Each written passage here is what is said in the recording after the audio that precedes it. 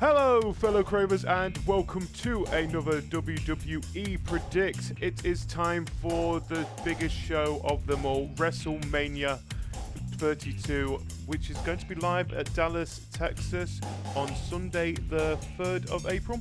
As always, you have me, GD, and you have Cajr here. How you doing, Cajr? Fine, thanks. Well, I was fine until you forgot my name. Sorry. But are you looking forward to WrestleMania? I am, yeah. I think this is the biggest stage of them all, isn't it? I think they basically pull out all the shots when it comes to WrestleMania. Is, in my opinion, one of my favourite stages when it comes to the WWE calendar, because they pull out all the stops for it. Yeah, I suppose, but I don't like the fact it's in a stadium. Reservations. Well, hasn't it been in the stadium though for the past, what is it? Yeah, but I think last year, I think it might just be because we were on a bit too early.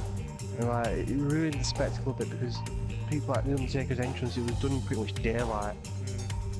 But then again, it kind of takes something away from their entrance. But then again, it could have been the fact that it was in California last year as well. No, they could have just set it later in the day. But yeah. Well, either way, this time it is in Dallas, another sunny place, but I think the timing will be a bit better. Hopefully it'll be darker when it does come to Undertaker's match. But we are going to be starting off with one of the kick-off WrestleMania kick-off show matches, and that is what is supposed to be a 10 Diva tag team match of the team Total Divas, which includes Brie Bella, Paige, Eva Marie, Natalya, and Alicia Fox, versus whatever they're going to call it, Team Bad and Blonde, isn't it? yeah.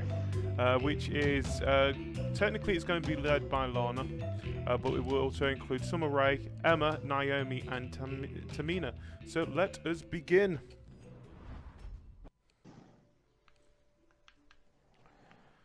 So if you can see, we're only going to be doing this as a three-person tag team because of limitations with WWE 2K16. But I think we've picked Brie Bella, Paige, and Eva Marie to represent the Total Divas team, and we have Naomi, Emma, and Summer Rae representing Team Bad and Blonde, which I think they are more than likely the ones who are going to be standing out the most. So, what do you think about this match? I think it's one that's just been rushedly put together for the rest of the Divas. I mean, I think they're trying to get as many people, give as many people place on the card as possible, basically, and throwing them all male wrestlers who haven't got a specific match will be under the Giant Battle Royal. The Divas don't really have anything for them, so I think this was just being thrown together. Well, I think this is technically going to be Lana's first match, isn't it? Yeah, first match. Which, come on, you can't get any bigger than WrestleMania. Which, no offense, I don't think she deserves it. I don't think what she's shown so far, she's not that good. But, yeah, but we've not seen her actually wrestle. I mean, you could say people have reservations about Eva Marie being back because of how bad she was when she went to NXT. All the time she was botching. She was botching moves and things. Well, it's like I said, she's supposed to be on what is supposed to be the face team in this of Total Divas. Which got booed out of the stadium at Raw. Which was very, very fun to see. But it was like I've read it about Eva Marie, and I don't know why Eve Torres popped in my mind. I thought, oh right, she's back in the WWE. I turned it on and thought, oh, it's her. Yeah, that's not newsworthy in my opinion. The woman who got promoted at Fastlane. I'm thinking, why? She was the base of Fastlane, wasn't she? Yeah. Now, I guess she's been doing a bit better at NXT herself. But she was a heel. She's still been botching moves. Well, she's not. She's like Roman Reigns, I think. She's getting booed because people don't like her. The thing is, I don't understand why she's there. And more important, this is supposed to be WrestleMania. But yeah, but if you're doing a team Total Divas, who else can fill the void of that fifth person? Well, no offense, I don't really watch Total Divas. So I think The no only one other really person does. I know of is Nikki Bella, and she's injured. Yeah. I've got a I don't feeling know of that, any. I don't watch it myself, so I don't know have you got a anybody feeling else might be. that they were trying to wait and see if Nikki Bella would be available for it. I think she was supposed to be that fifth person in the first place, but then they realised, no, she's not going to be ready for WrestleMania. Which, so unfortunately, I think Eva Marie is the right. You're going in. Here's your chance. Good luck. The good thing is for Eva Marie and Lana is it is a tag team match, so they don't actually have to be involved that much. No, if there is any problems, just quickly tag someone else in. Yeah. So that's the upside of it being a tag team match. They're not actually being depended upon as much as they would this with singles.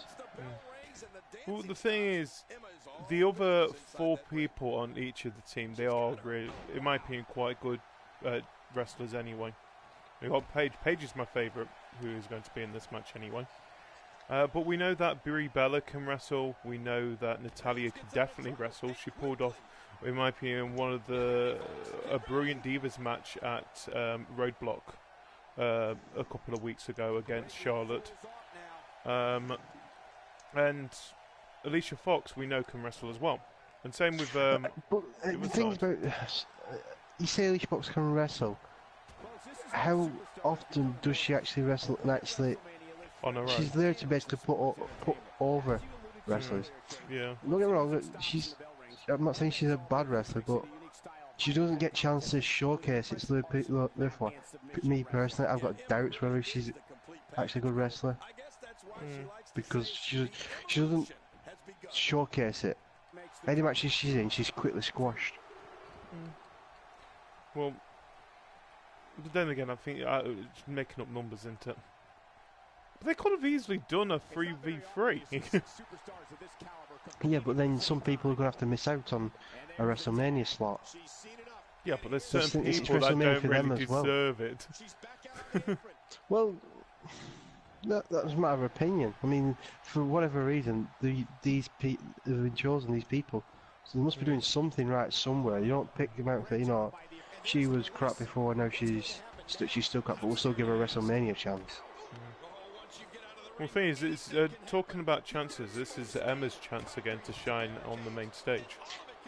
Who she was around on the Raws and SmackDown for a bit, but then she kind of went back to NXT and stayed there for quite a while again, where she went from face to heel over there. I think she's been taking on Azuka a little bit. Last time I heard.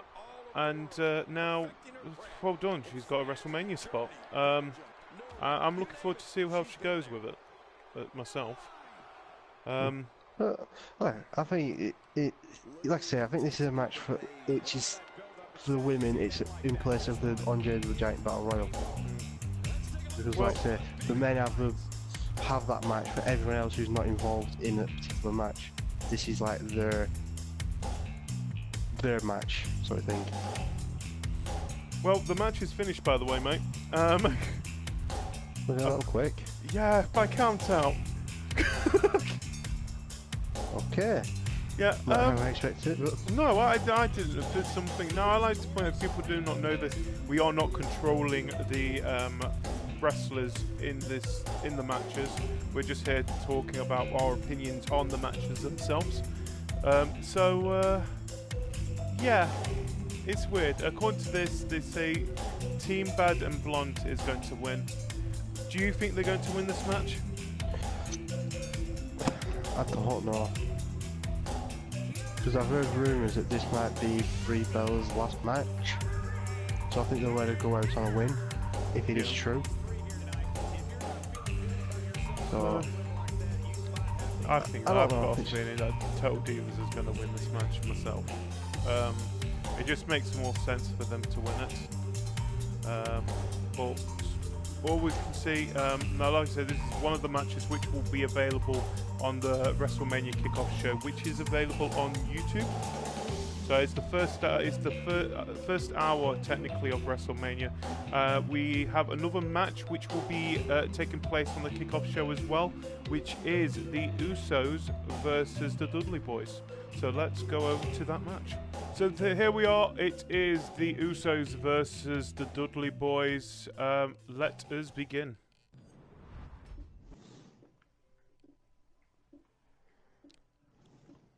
I feel kind of sad these guys have been pushed to the kickoff show. I predicted it, to be honest. As soon as I saw it, I thought it got pre-show written all over it. Because, don't get me wrong, they haven't really given much airtime to flesh out the feud and why the Dudleys turned and all that. It's just been a case of, right, these two in a feud, it's basically just been run-ins.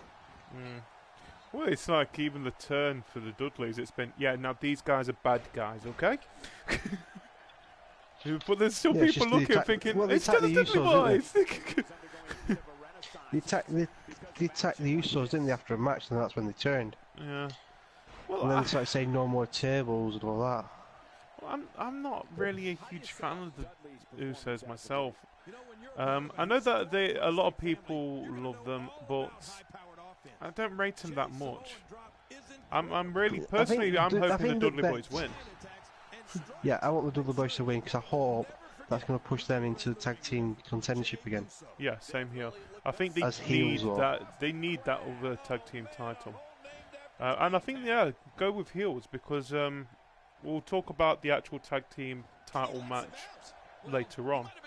But I think it'll be an interesting rivalry if, say, the New Day win that match. Yeah. But we'll discuss that match when we get to it. Yeah, exactly. So, well, like you said, the Dudley Boys have been just, at the moment, just running around causing more havoc. I think the latest thing that they did was that they attacked Roman Reigns backstage with the help of Triple H. But that's what it seems to be. It looks like they're being henchmen of Triple H at the moment. Which, we don't want them to be that. That's what the League of Nations are for. The thing is, the Dudley Boys aren't henchmen. They are one of the greatest tag teams around. Yeah, but then if you've got the greatest tag team as your henchman, does that not make you look a lot stronger? Yeah, but does Triple H need that? It's like the League of Nations when they first debuted. If you look at them individually, you think that's a strong team. Alright, they've not been booked very well. Yeah. But that's down to the creative team. But yeah, if you've got that team in your back pocket, you're going to look incredibly strong.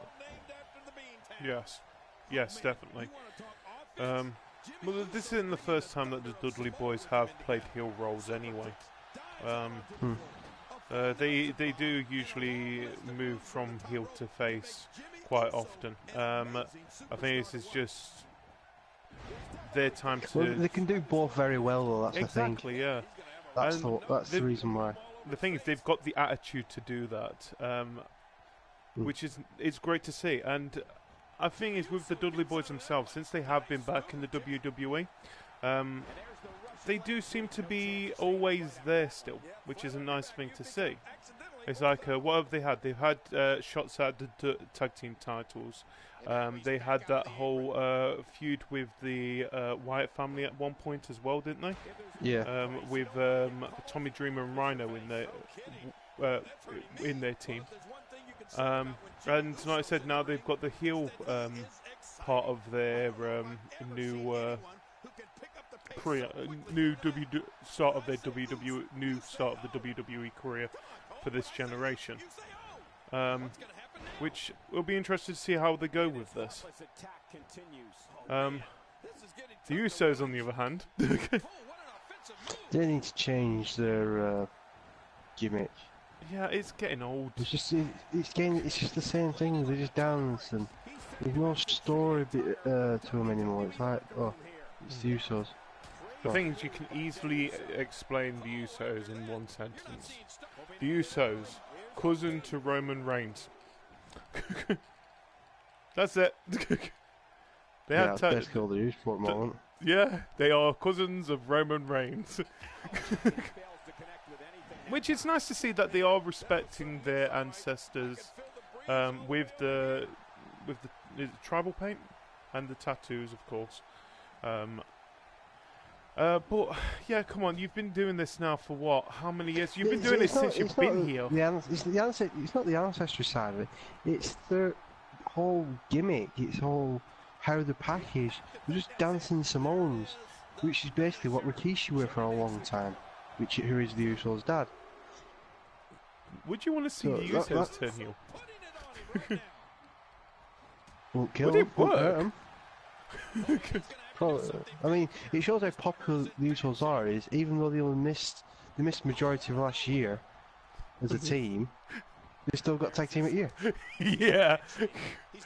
Time Even though to that should have gone to New Day. Yeah. It shows that whole thing was just a popularity contest to me. Oh yeah. It just shows sometimes don't let the public vote. Because you'll get results you're thinking it's not really deserved. Well, don't get me wrong, they're a great tag team, but like I said, they missed out 6 months of the year because one of them got injured. I think with Jay. I don't know. One of them anyway. Oh no, is it one of them? Yeah. Okay.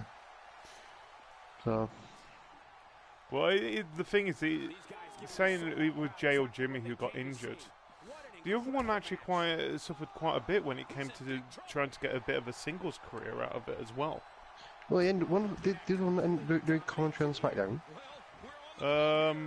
Probably. I don't remember, to be honest. I know that he did a little bit of commentary. No, I think no one watches SmackDown. Sorry, SmackDown. SmackDown, it is clearly such a B show. That's the problem with SmackDown. Yeah. I mean, I'll discuss this later, but I'm hoping that the brand split comes back in. But so, like we said, we think the Dudley Boys are going to win this match ourselves. I don't know. I honestly don't know who's going to win it. I can't say yes, this team are going to win it because it's so open between them two. I can see the winner being the next challengers for tag titles. Yes. Unless there's a tag team coming up from NXT. Yes, I hope so. Because that's the thing. In my opinion, my favourite thing about WrestleMania isn't WrestleMania itself sometimes, but the night after. The Raw after WrestleMania, because anything can happen. But the thing is now, everyone expects there to be debutants on the Raw after WrestleMania. Well, which kind of takes away from the surprise now. Not just debutants, but it's just the whole atmosphere of it as well. Because you still got the crowd. It's a new year, it's a fresh start. It's not just that, you still got the crowd from WrestleMania, and WrestleMania's crowd is it's an international crowd. Everyone from around the world comes to this event for this one night, and most of them still stay around for Raw. I think it wasn't last year, but the year before, there was still quite a lot of British fans there for Raw. And I think it was the best chance ever in a WWE event around. Well, what were they chanting? I don't remember off the top of my head, but the crowd, it was just... You could tell that the crowd was very energetic for that one night. But yeah, it'll be interesting to see what happens with these two teams. I can't really think of much to say. Like I said, that's the problem with this feud. It's been given so little airtime, and it's all it's basically consisted of is run-ins. Like one team's been wrestling, and then the other team's come running into, try and get a piece of them. That's all the feud's basically consisted of. Which you can't build a feud on just the same event over and over, just a running. Yeah, it doesn't work. The thing is, you can't really build a feud on just because they're fighting, because we've seen that happen before, and we call that a Sheamus Randy Orton. They didn't actually do any promos; just kept fighting each other. Like, yeah, why are they doing it? We even said it ourselves. We kept looking, thinking, why are they fighting? Oh, because they want to fight. Oh, yeah, sure. Who's the heel? Just said it all, doesn't it? Yeah. But I wonder if the table will be involved in this match. And who will go through that said table? This is what limit we've reached with this match. Well, it's just so uninteresting because of the lack of... There's nothing for us to get involved in, nothing for us to think, you know, I'm really excited for this match because look at what happened on Raw between them. There's nothing. It's just, they're having a match. Oh, right. I want to discuss something about, still WrestleMania related. Now, we already know where the next WrestleMania is going to be held. It is Florida again. So, what do you think about that? Are you happy that it's actually going to... Is it another stadium? Yeah, of course it's another stadium. I think that's what they're always going to be doing at the moment. It's going to be stadium after stadium if they can. Because it's a bigger arena. Yeah, I get that, but... I don't like the big stadiums. I don't know why they do it, because they can sell more tickets and get more bums on seats and all that shit. Well, like I said, it's the grandest stage of them all, isn't it? When it comes to wrestling. Well, that's what it's actually called, the grandest. It was. That was its tagline, the grandest stage of them all. We still use it to this day. Do we though? I can't remember if I've read it. Well, no offense, but I'm looking at the WrestleMania logo from last year. It looks like it's been sponsored by YouTube. Yeah, I think they just want to simplify it, don't they? They don't want to do anything fancy with WrestleMania anymore. Well, it's for years they were just putting the Roman numerals WrestleMania and then the Roman numerals, weren't they? Well, this year it's WrestleMania and it's a star because it's the Lone Star State again. But then again, when was the last time I was in Texas? I don't know. I won't really pay attention to where things are at, to be honest. I think it was But anyway, the match is over. According to this, the Dudley Boys are going to beat the Usos. We think the same. We think they're going to beat the Usos as well ourselves. Yes? Yeah, like I say, it's hard to say. I can't definitively say yes or no on either team. But like I said, this is just one of the matches that is going to be available at the kickoff show. The other match, of course, is the 10 Diva tag team match that we saw earlier. But now I think it's time to move on to the actual matches at WrestleMania. And the first match we're going to start with, just because I think we should get this match out of the way. We are going to do the Intercontinental title match, which is... I thought you were going to say Andre the Giant Royal Battle Royal, because that's going to be a long match as well. We're going to do that, and then we're going to do the other one.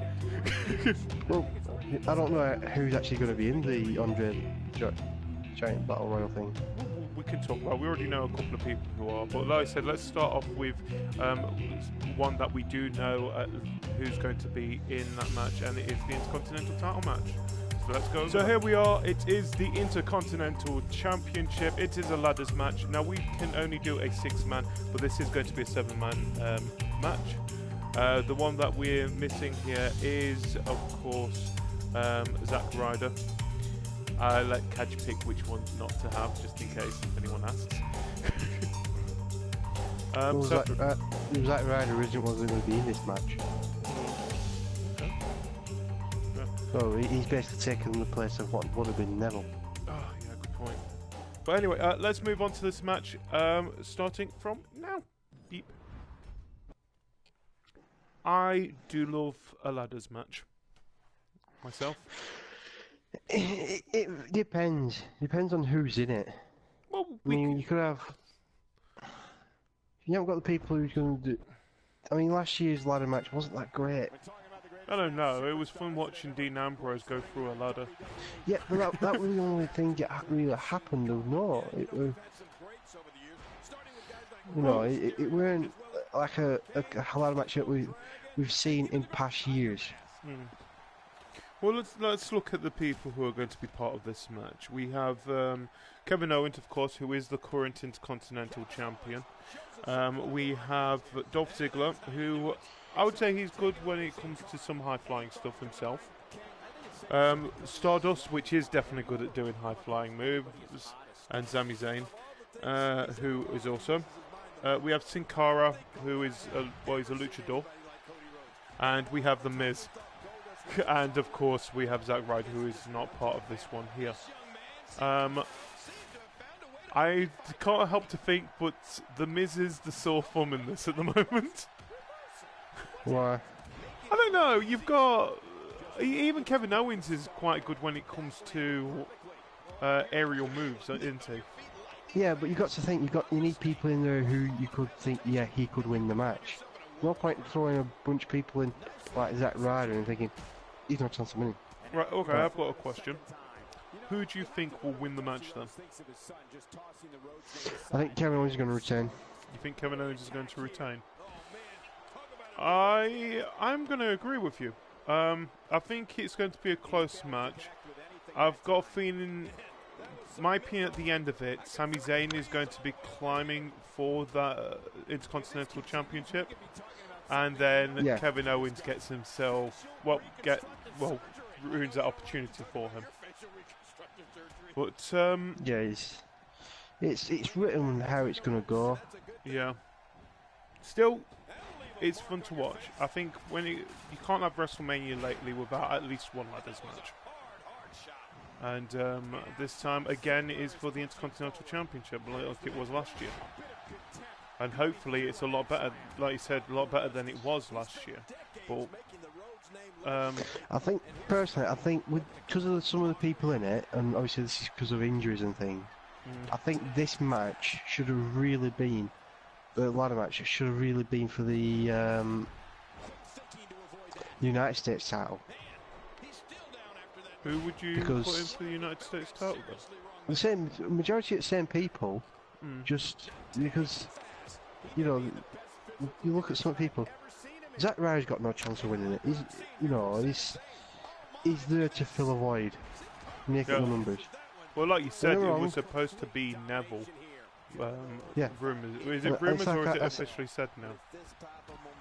Well, they won't have officially said it because everything's subject to change, isn't it? But continue. Yeah, Zack Ryder, you could have said, could have conceivably be United States champion if they wanted to push him again. That could have been the way to do it. Yeah. But they focus on Ryback and Kalisto, which, to be honest, isn't the most exciting matchup. Well, like I said, we'll talk a bit more about that match later on. Like I said, this match should have been for the United States, the ladder match. But I don't know. I always think the Intercontinental higher than the United States. Yeah, but that's dependent on the people involved. I mean, Stardust and Sin Cara and Zack Ryder, they've been nowhere near the Intercontinental title scene. Then all of a sudden they get an Intercontinental title match. You know, that's the thing. They could have worked it so much easier if they turned around and said, you know what, because it's WrestleMania, we're going to give people who haven't been in the title picture a chance at the United States title. At the same time, you might be thinking, oh wait, yeah, we need this kind of match. What should we do? Oh, let's do this. We already know that there's a rivalry with Sami Zayn and Kevin Owens.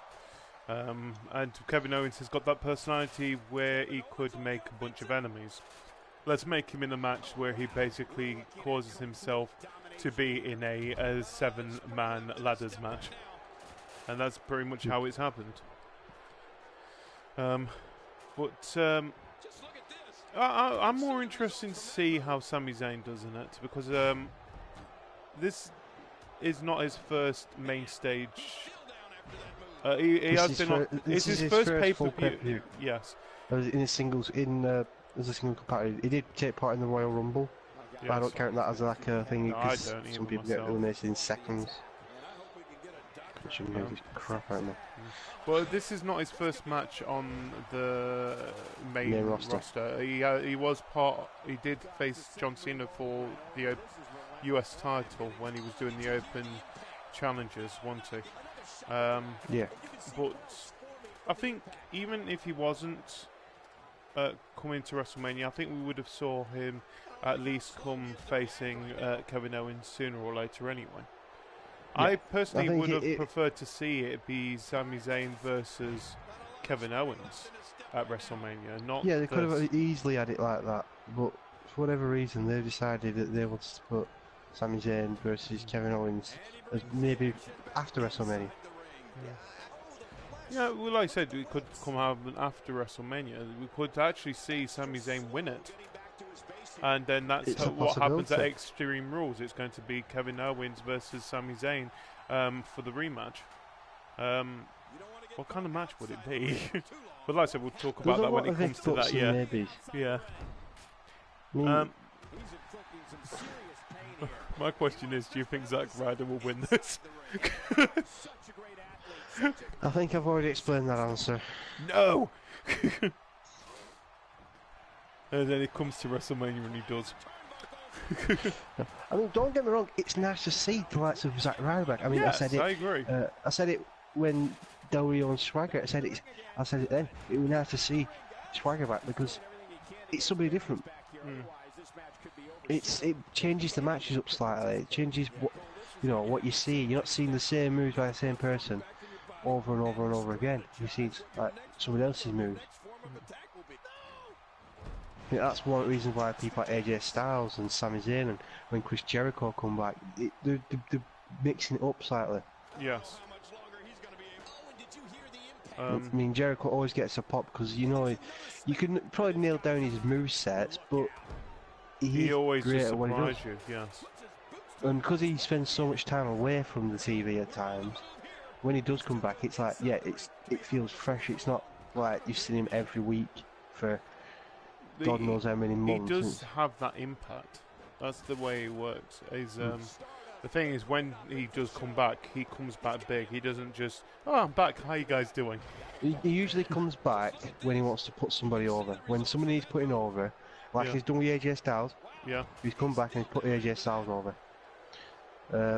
Was he back before? I mean, he come back and for one night only and teamed with Roman Reigns and Dean Ambrose months ago. Yeah. That was for Braun Strowman. Well, like I said, we'll talk more about that about Jericho anyway when it comes to that match, because like I said, he is going to be facing AJ Styles again at WrestleMania. Yeah, another match. What number is this? Number 4. 4. Yeah. But yes, we are still here for the ladder match, Intercontinental Championship. This could take a while. This could take a while. What match did we have last time? It was another ladders match, wasn't it? Yeah, with TLC. There was a 6-man tag team match there. Yeah, wasn't that for the Intercontinental Championship as well? Don't think so. There more than likely was a title on the line. Yeah, there will have been. What was that match? I think. Was Was it not 4-man actually? Was it not the tag team? It was the tag team one because we had 4 people in it. Remember? Oh, tag 4 team tag titles. teams. Yes, yes, I remember now. Yeah. I'm looking at who's in this match, who we haven't really spoken a bit about. Well, I mean, I think The Miz. Sorry to say, I think he's had his day. I don't know why he's still hanging around the Intercontinental title scene when he once was WWE champion. He has gone downhill. So was Mark Henry. What's he done since? Well, to be honest, the difference is Mark Henry's had, in my opinion, a great career. Yeah, but you're only as good as it's like you're only as good as what people remember you and what your matches are like. And to be honest, I see The Miz and he just doesn't excite me to watch. It's like, oh, he's gonna do his cowardice thing. He needs a character change. I think that's the top and bottom of it for me. He needs to change his character. Yeah.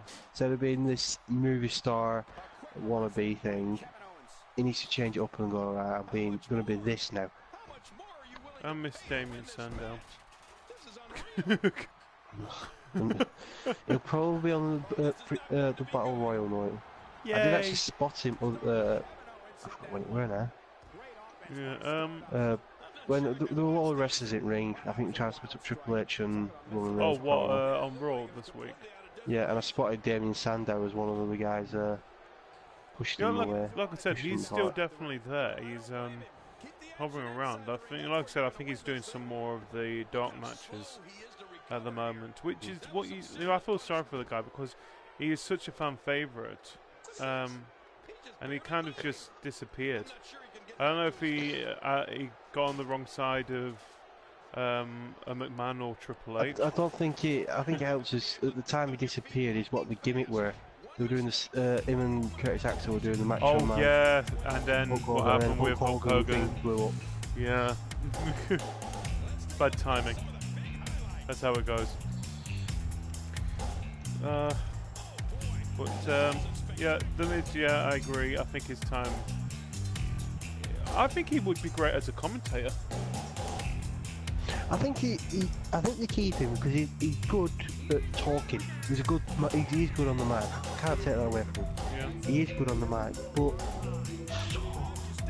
boring. It's the same thing. It's not just that. It's like I say, when he goes running off because he doesn't want to get kicked in the face. It's like you're in a fucking wrestling match. You should expect to get kicked in the face. I know it's all to his character, but it just annoys me. Things like that. Well, anyway, the match is over. According to this, Kevin Owens is going to win. You may see a Money in the Bank briefcase, but it is for the Intercontinental Championship. So, like I said, we both think that Kevin Owens is going to retain. We'll see when it comes to WrestleMania. We are going to move on to another title match before we move on to the Battle Royal, like we said.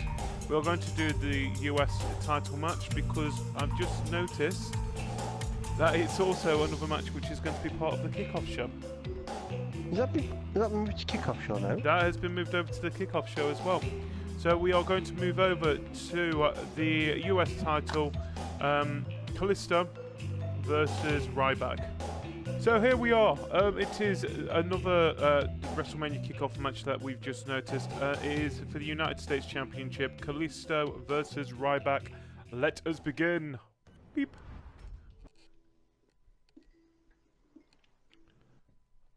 I feel sorry for the United States Championship because it was one of the top titles at one point, wasn't it? Well, it got built up by John Cena with his open challenges, and now it's just been. No offense to Kalisto, I think Kalisto could be a great champion. Oh yeah. Not in a feud against Ryback. I mean, I've been a big critic of Ryback. If you've watched previously, don't you heard me? You probably heard me. I thought you was his biggest fan. Yeah, you thought fucking wrong, didn't you? But yeah, it's just because of his limited moveset. It just doesn't excite me when he's in a match. He's just all power based. It's like we're bored of just all power based moves nowadays. I think we've got because we get them as it is. It's not only that, but we're getting because of people like your Sami Zayn, your Neville, your Kalistos and Sin Caras. A lot of people do. Even Dean Ambrose and Big E, they're doing like things diving through the ropes or diving over the ropes. Roman Reigns, he does diving over the rope. You know, when you got that, and then you get somebody who can't really do that. You know, it's hard to get excited for that.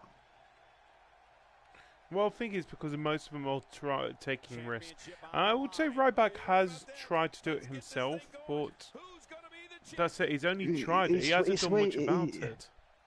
It's because of his style. His style is all power. It's like power. So and that's to me, it's severely limited him because of it. It's like I don't get excited for his matches because I know it's just going to be slow, sluggish. Well, I think personally myself, I think the United States title itself went a bit downhill. When Del Rio got it. Yeah. The thing is, the guy sucked the life out of it. somehow. Well, you had a champion who was bouncing between challenges every week to somebody who who fights Callisto, loses it, gets it back straight away, which was a stupid move anyway. Then loses it again, and now he's moved on to try and get the tag team titles. The thing is, But, you know, and then his next feud for the challenger is Ryback. Yeah. You know, why not throw Neville in there? Like, let Callisto and Neville have a match. That'd be a brilliant match to watch. Throw anyone in there. Throw Zack Ryder in there. Well, why not? Why not? Yeah, why not put Zack Ryder? I think he's got more chance of winning this. Just say to him, we're going to give you. Just say to the guys, them guys, I said, we're going to give you some TV time for a month or so, and see how you do. See what reactions you can get from the crowd. Get the crowd on your side. You might have you might see more on TV. But yeah, who do you think's going to win this match anyway? I hope Callisto. So yeah, I'm going to stick with Callisto. I'm going to stick with Callisto. I think Ryback is going to win it. I don't want him to win it, but I've got a feeling he's going to win it. The thing is, I said with Callisto, he is a great wrestler, but I don't know. It's just there's something. If you give it Ryback, yeah, it's boring. You're basically repeating his Intercontinental title reign. Yeah. When he won it at Elimination Chamber. Oh God, I completely forgot he had the Intercontinental title this year. Not last year, actually. This wrestling year, then I say that. Yeah. So yeah, and all right, the feud he was given with Miz wasn't the greatest, but you know, like I say, I can't get excited for a Ryback match. I just can't do it. But, I don't know. Like I said, I can't see Kalisto winning this myself. Why? Kalisto's already beaten Ryback in the last 12 months. I don't know. It's just Kalisto beat Ryback in the tournament for the World Heavyweight title when yeah. I completely. Yeah, that's another thing. I completely forgot what's happened this year. There's so much has actually happened this year, and which feels like so little. I think most of the points have been that a lot of people have been injured. But we've had. Yeah, that's been a big. That's a big thing this year. I mean, I think what made me laugh. The thing here was that every champion that walked out, every title holder coming out of WrestleMania last year, is injured. Yeah. So who did we have? Because you had John Cena was the US, you had Seth Rollins come away with WWE World, yeah. Daniel Bryan was Intercontinental, and he has the Cesaro and Tyson Kidd with tag team, and Nikki Bella was Divas. And they are all injured. Exactly, that's what I'm saying. Every champion from WrestleMania last year, any champion when it came out as champion last year, is injured this year. Yeah. To the point where they're not even taking part. Yeah.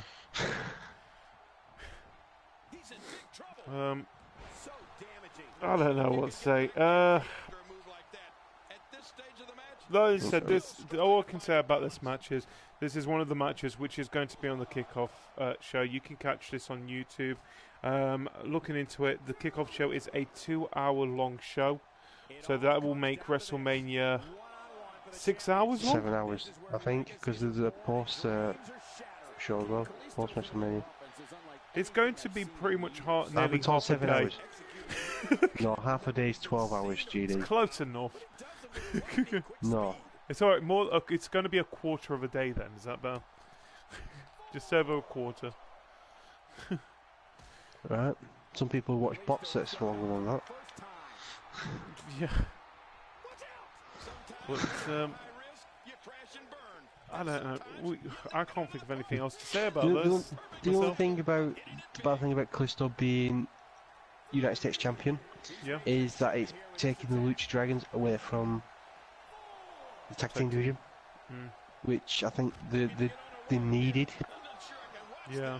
Because the tag team division to me I mean, if League of Nations are getting a World Tag Team title shot, there's something wrong. There is definitely 'Cause they're not- something wrong if they are getting the like you said, the World Tag Team title shot. There is a lot better teams than them, and Well, League of Nations weren't together to be the tag team. great. They're boring. They are the most But it's boring like thing Nick to Ross. happen in 'Cause WWE. you can't keep throwing the Usos and the Dudleys at it. You need to have variety. I mean, we've said maybe hopefully there's going to be some courts from NXT. Put Enzo Well, Amore tag team- and Colin Cassidy in there. That's But what we could wanted. be on that could be on on Raw next night on Raw. Yeah. That could be the big debut. Do you know what a lot of people was actually hoping when they did that Y2AJ that they would have been the ones that were going to be in the tag team match? And then they ended, no, let's make them do a rivalry again. No, we wanted them to face the New Day. Anyway, this match is over. Who won? The winner of this match was, completely forgot his name. Solista. No, the other one. Ryback, yeah. Yeah. They think that Ryback is going to be the US title champion. Yeah. We have not got much to say about this match. I just feel sorry for the US title. It's just, again, it's been given more airtime than the Dudleys thingy, but I think that's because the title, it's just playing on the big guy, little guy thing, which was so cliche because of Rey Mysterio. They did it so many times with Rey Mysterio. It's like, yeah, we've done this story before. Yeah. You guys But did it doing it with again a actual major title. So yeah, it's just a rehash of a story. And it's like, oh, that is not particularly exciting. No, not one bit. But yeah, let's just move back on to the WrestleMania itself. We are going to move over to the Andre the Giant Memorial Battle Royale. Yeah, let's just move over to that. Let's go. So here we are. We are now going to be doing the Andre the Giant Memorial Battle Royal. We are going to be doing it as a Royal Rumble 20-man. So this will be in the Royal Rumble set, unfortunately. So let us begin. Let's just move away from this quickly. So anyway, yeah, like we said, this was the Andre the Giant Memorial match, Battle Royale. According to this, Braun Strowman's going to win it. So let's just move on to the next match, which will be the tag team title match. I'm going with that one. So it will be the New Day versus the League of Nations. So let's go on over to that match. So here we are, the tag team championship match, the New Day versus the League of Nations, who are being represented by Sheamus, Wade Barrett and Rusev. Before we go into this match, I just want to explain a bit about the Battle Royal which happened before this. The reason why we've only got the end part of the Battle Royal is the fact that the match actually took longer than we expected, to a point that we just ran out of things to say ourselves. So we just thought it would be a nice idea to probably cut most of that match out, just so that we can skip into the more matches we think will be more entertaining to watch, I would say. Either way. Anyway, so here we go. Let's kick off into the Tag Team Championship match. Let's begin.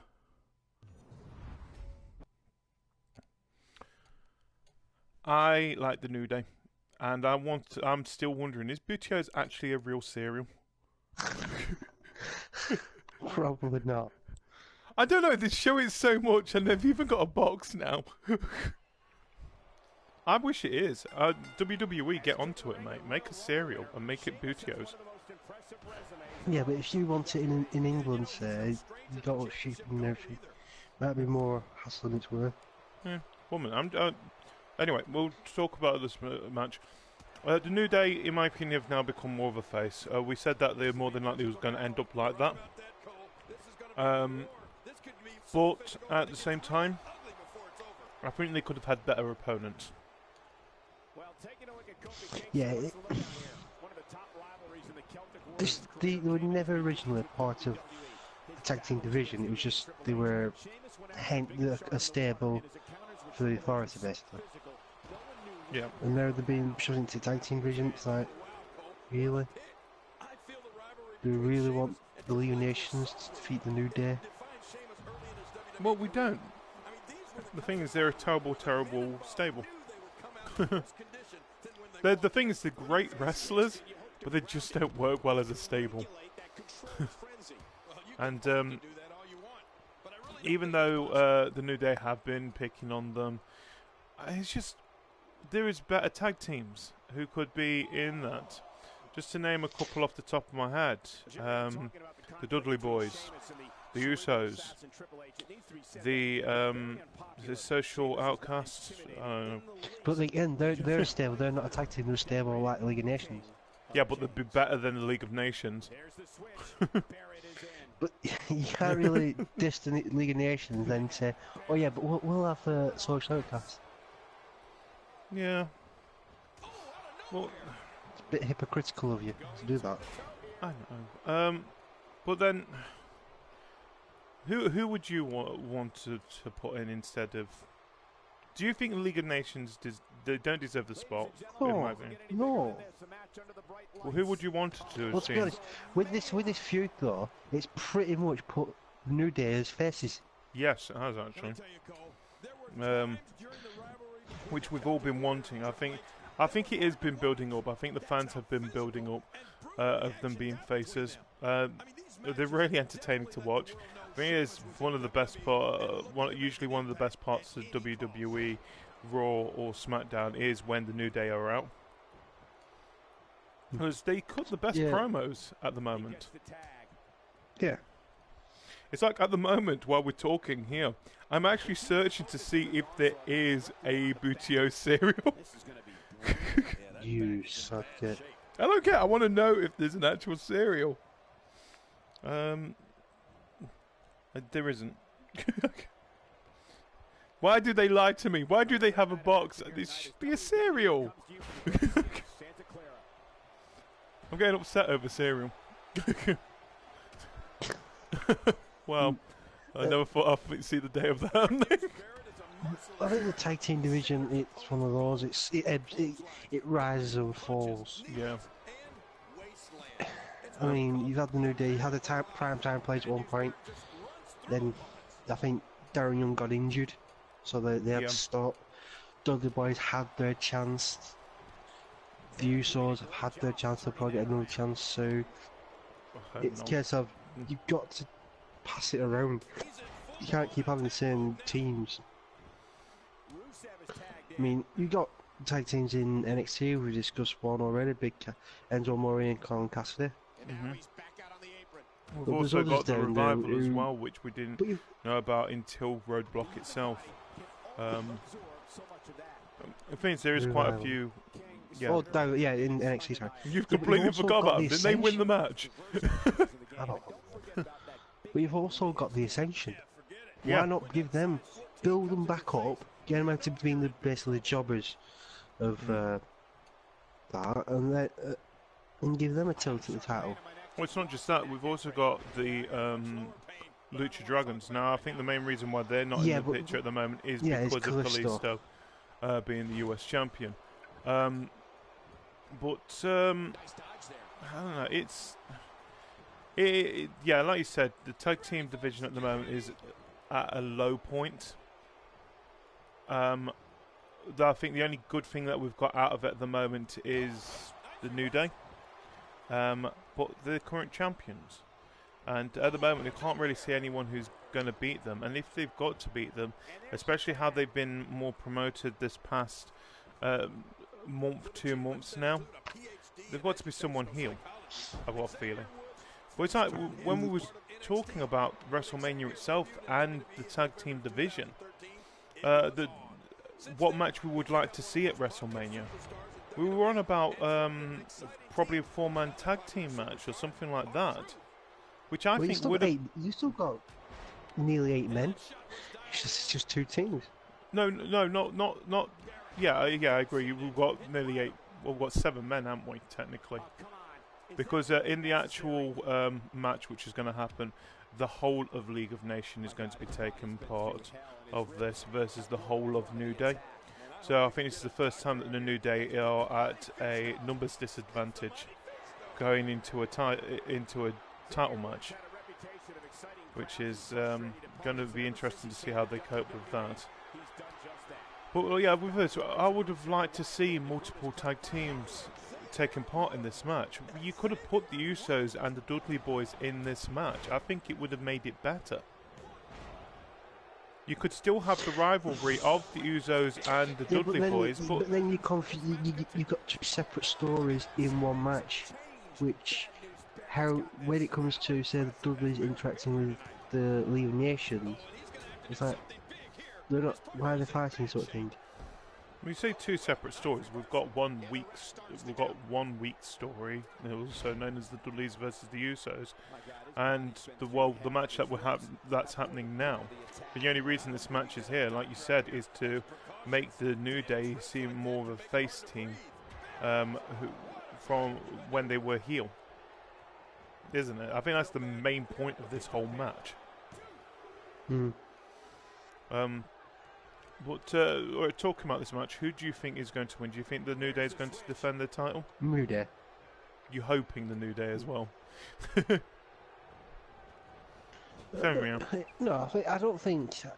Like you said, I don't think there's a tag team on the main roster at the moment who can take it off them. Yeah. Because they are so entertaining and all that. So you've got to give them a prominent role. So as champions, that gives them plenty of chance to shine, because they're going to be talking and going up there, doing promos and things as champions. Yeah. Well, it will get to a stage where they will have to lose. Yeah. You can't keep going forever. But at the moment, we don't see anyone who they could lose to, can we? Well, we said that we won't mind seeing the Dudley Boys probably get another shot at it and probably win it. So I do want to see them win that. Would it be the 10th WWE Tag Team Championship reign? Yeah, I think they will get it. The Dudleys will get that. They will get number 10. But at the moment, they're not, because they're in this feud thing. They're not title contenders because they're not fighting the champions.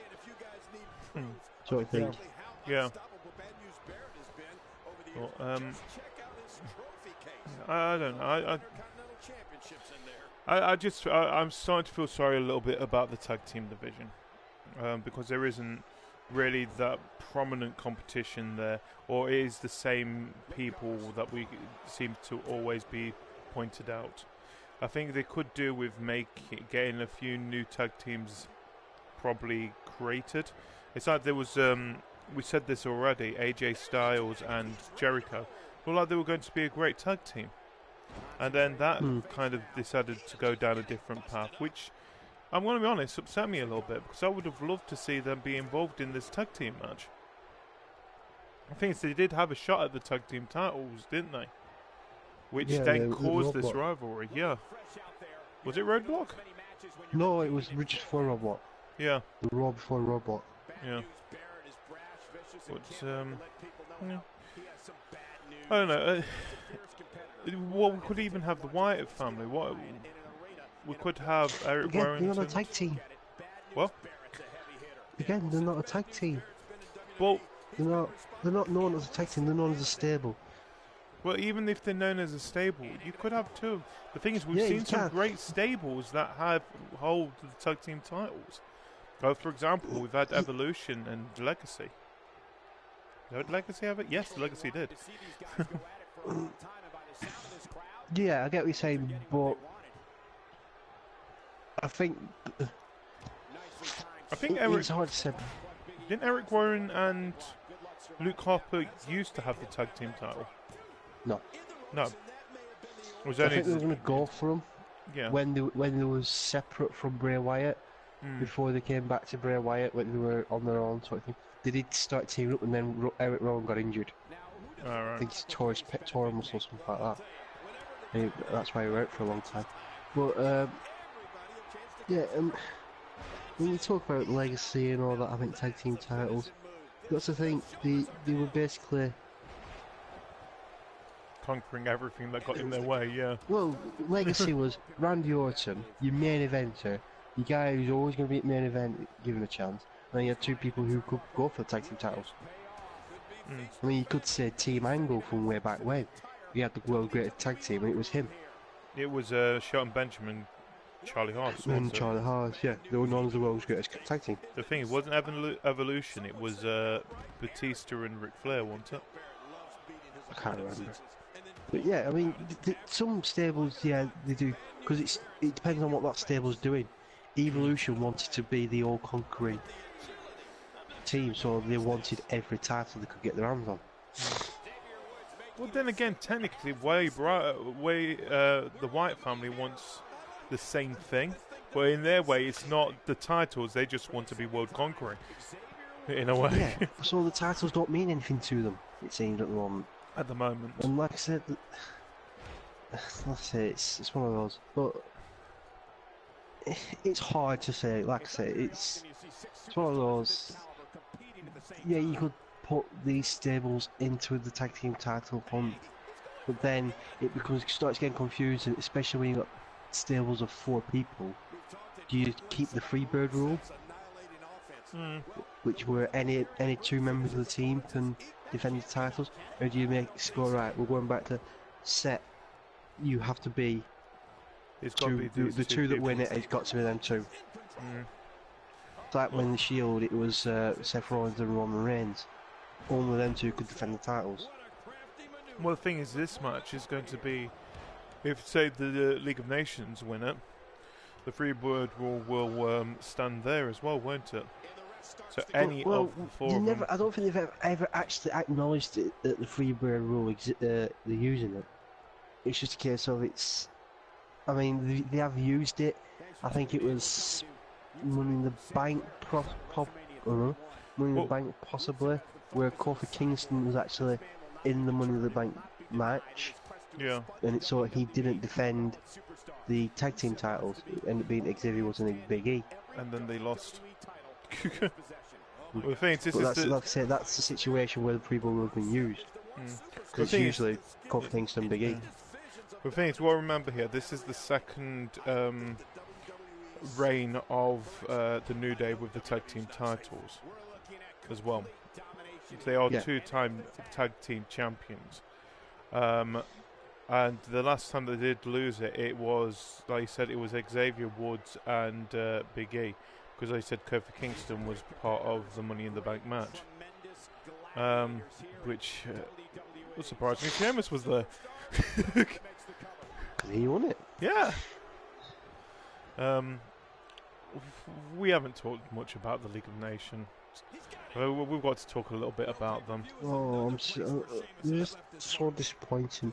I know, it's... They need somebody who's a clear leader who's at the top of the card. Sheamus it was alright doing it with Sheamus when he was world champion, when he cashed in Money in the Bank. But now it's like, you look at the team and think, who's the actual leader? Who's the man calling the shots? Well, the thing is, they don't even need a leader who's wrestling. You could do with having some kind of manager role. Like a Paul Heyman kind of person. Yeah, and do you know who I might think of the top of my head? And still keep this League of Nations idea. Now, this would be a long shot if they would do this because of what his position in the WWE is at the moment. William Regal. I think he would... If he wants to come away from the NXT, but... I doubt he would, because like I said, he's doing such a great job at the NXT role himself. I mean, there could be all sorts of people. I mean, you could even throw Zeb Coulter in there. Yeah, what actually happened there's to him? Last time I the heard... Next America thing. Yeah, that failed. Well, that dropped. So But yeah, quickly. like I said, there is so many people. There is people out there who could do the management thing, but it'd have to be somebody who. I think for them, because of who they are, they'd have to be somebody who is well known. Is well known, yeah. But at the same time, I think it needs to be someone who's. They've got to have. Do you know who should be the manager? Actually, Who? Lana. Yes. But would she take a strong role? Well, she could, but then that could cause friction within the group. That'd be possibly down the path of steering them all back into singles. What, a Yoko Ono effect? Well, no, because you can have Rusev and Lana, and then if she's using Rusev to make sure the others are keeping in check, sort of thing, it causes trouble in the team. That could be the story of how they split up. Yeah. Sort of thing. Yeah. That Lana gets involved, and it's like Rusev protects Lana and starts bailing on matches because Lana gets knocked over or something. But yeah, you need somebody who's not afraid to shout to them. Yes. I think you need someone to point them in the right direction. Because at the moment they seem everywhere. Person. I mean, if he was into management, I'll tell you the perfect person. If he could turn heel as well. If you could turn him heel. Stone Cold. Imagine him as the manager. That'd be interesting. What? Yeah, actually. He won't take any shit off him. Yeah. But obviously you'd have to make it so people boo him. Or turn the entire League of Nations face. Yeah. Which isn't going to happen. Yeah, I don't think so. So that would be interesting. So yeah, your options are limited because of who is in that group. You've got people who... I think Sheamus is the de facto leader. But I see them... They're all on an equal footing. Because they're all mid-carders, upper mid-carders.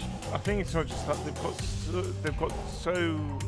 The personalities are so different between each of them as well, that it seems... The thing is, they all are strong individuals who could easily be take the leadership role, and that's the problem at the moment, is that there is no defined leader, like you said. Yeah. We see it as Sheamus, but you could easily argue any of them to be... any of them apart from Rusev as the leader of it. No offense to Rusev. I think the two main candidates leader would be Sheamus and Del Rio.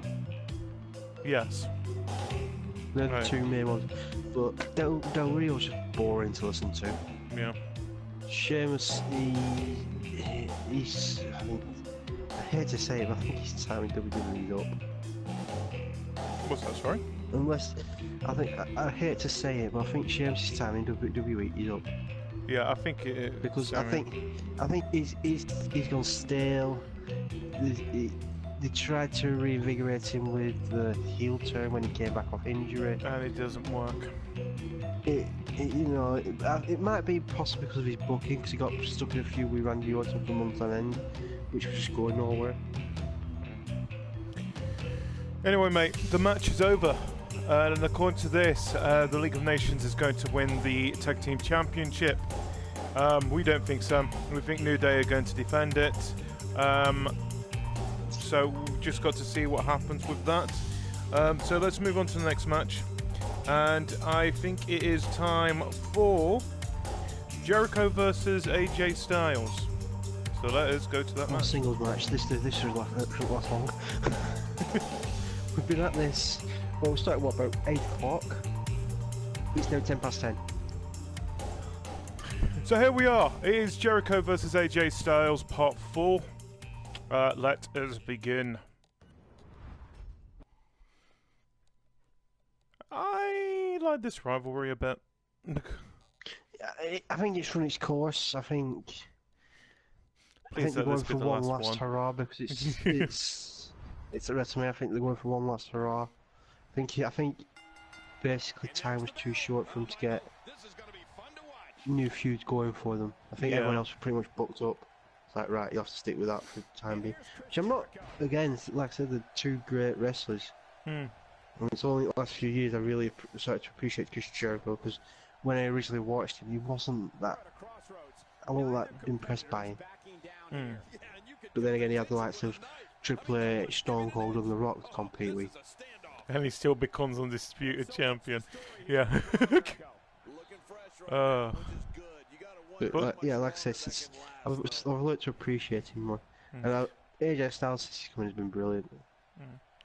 Well, the thing is, with Chris Jericho, he's been now, was it 25 years? 20 years in the industry? Maybe 20s, I think. I think it's 20s, yeah. And he's been entertaining. I enjoy it when Chris Jericho's there.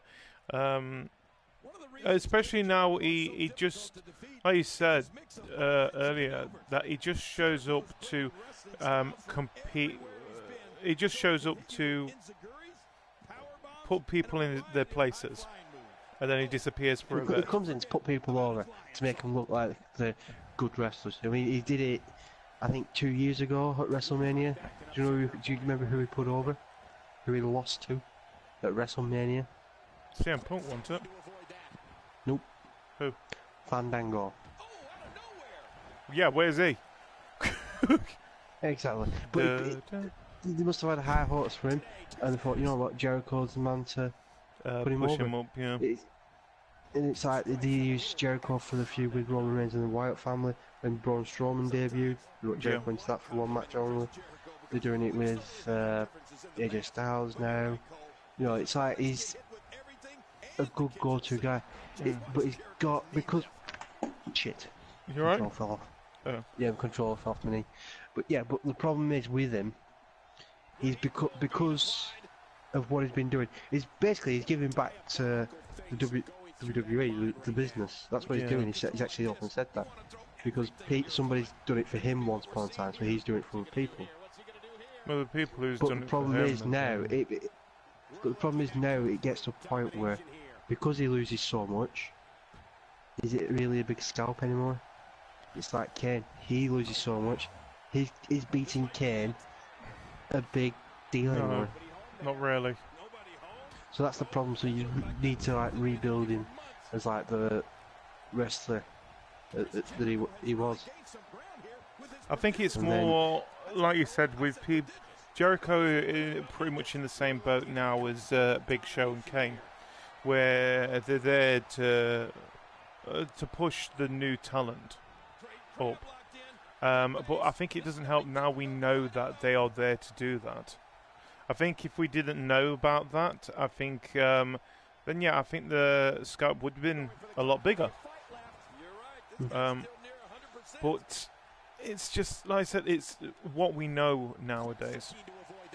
And I would say Jericho is definitely, again, he's going to be one of those who are going to be in the Hall of Fame more than unless something really bad happens. He's dead, sir. He's a dead sir for the Hall of Fame.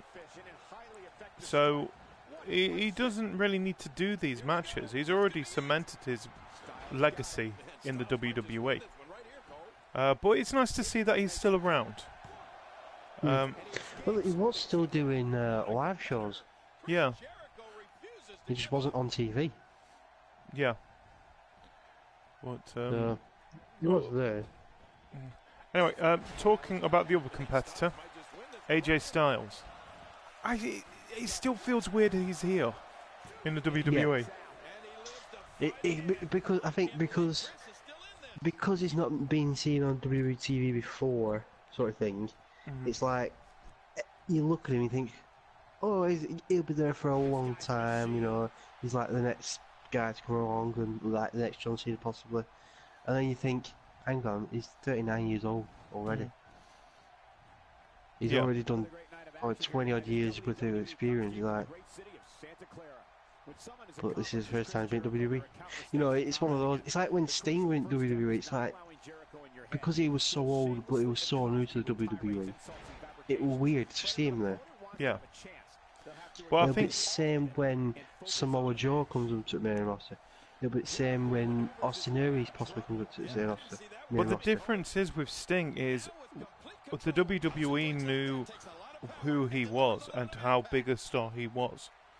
With AJ Styles, I think it's different. I think a lot of people do not know who AJ Styles was, and when he did come out in the Royal Rumble as the phenomenal one, and he came out to huge applause, to a huge cheer from the crowd. There's probably still a lot of people in WWE is looking, thinking, seriously, who is this guy? I've heard of the name, but I've never seen who he is. So it does feel extremely weird of him being here, and I'm happy he is here. I do agree he's a great wrestler. He's entertaining to watch. All the other 3 matches that he has had with Chris Jericho have been great matches. And I expect the same when it comes to this 4th and hopefully final one. But I think it's more the fact that he's been pushed up so high already. And yeah, but you got to think his time span in WWE for AJ Styles is limited. Yes. Like Sting's was, because of his age. Means it only takes, well, talking of Sting, there's rumours he's because of his neck injury, he's having to retire. Yeah, a lot of people think he's going to be mentioned one injury at the Hall of Fame. Yeah, probably Hall of Fame induction. But yeah, but it just shows that one injury can completely change his career. Well, another couple of examples, look at Edge, whose career was cut short because of a neck injury. And a latest one, Daniel Bryan. Both careers that were cut short because of injury. And it could happen to anybody at any time. Yeah, so I think if you want to capitalise on AJ Styles and give him they basically got to fast track him to the top. Yes. Fuck's sake. Who's reviewing the controller? Just sat on my knee and I keep moving. But yeah, I think they have to fast track him because his career in WWE is going to be so short compared to the likes of Roman Reigns, Seth Rollins, Dean Ambrose, because they're so much younger. They can take it in steps to get there. Where he's going to go, you know what? I'm 38, 39 years old now. He's ready for 39, 38. Yeah. Well, let's put it this way: he was in WCW, the original WCW. Oh God, yeah, but he was still under contract, wasn't he? It was only in the last few years that of WCW, so he wasn't the name he is now. No, but he was there. The thing is that I heard of AJ Styles through TNA. Yeah. Which I didn't watch much of TNA, and I'm happy I didn't, because by the sounds of things, it's really gone downhill. I think the bleeding stars every day. They just seem to get rejects from WWE most of the time. And then they come back to the WWE. The Hardy Boys are there. You've got... don't get me wrong, there are other people in. Yeah. But then WWE seems to take hold of them afterwards, like AJ Styles and Samoa Joe. And they nearly got James Storm, and they've got Austin Aries. Yeah. And apparently they've made contact with Bobby Roode and Eric Young since they've left TNA. So, I don't know. Like I said, we don't talk much about TNA on here, and I think the only reason we talk about it is because of AJ Styles at the moment. It'll be interesting to see where his next opponent will be. And how long do you think it's going to be until he has a shot at any of the titles? Sorry, what was that? When do you think will be... What the fuck? Sorry. I have no idea. Something else I'll play with. Sorry. When do you think will be his next chance at a shot at any title? And which title do you think it will be? AJ Styles, not Intercontinental. Jericho. Intercontinental. Yep. After Sami Zayn, Kevin Owens. If Kevin Owens is still champion.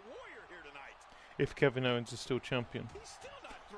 Yeah. Do you think he'll ever get a shot at the world? That all depends on who's champion. Against face Roman Reigns, no. Right. It depends how long they plan on giving Roman the title. If they give it to someone like a heel Seth Rollins, yeah, because that match would be gold. Oh, that'd be great. But you've got to think of the matchup and how his style would work. So yeah, I think Intercontinental title he'll get pushed into that scene soon. I don't think he'll get pushed up straight to world title scene.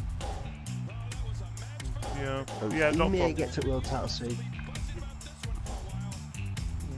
Anyway, the match is over, mate. According to this, AJ Styles is going to beat Chris Jericho. We both agree with it. So I said we'll see what happens. Hopefully this will be the end of this rivalry. So we probably won't see Jericho for a bit again. I don't know. Yeah. So we're going to move away from that. We are going to move on to... We've got 4 more matches. 4? Oh, yeah, I know. Welcome to WrestleMania, people. So we are going to move on to another title match. This time it's going to be the Divas Championship.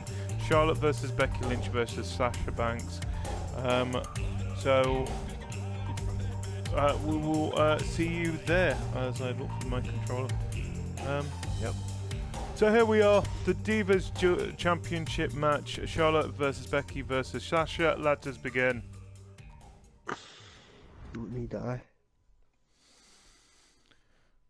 I think this match was going to happen sooner or later, wasn't it? Yeah. I mean, it was being built up for it took this long. Yeah. So I'm going to just put the question out. Who do you think is going to win this match? It's like I'm going to say Sasha Banks. I think Becky Lynch. I want Becky to win it. I like Becky. But I think we're supposed to like Becky in this. But I think it's because of Sasha Banks' popularity. Yeah. The thing, I find it funny that no one wants Charlotte to win this. I think it's good. I've mentioned about Charlotte numerous times. The problem with Charlotte is they're trying to make her into a Ric Flair clone. Yeah, which we don't want. We definitely don't want.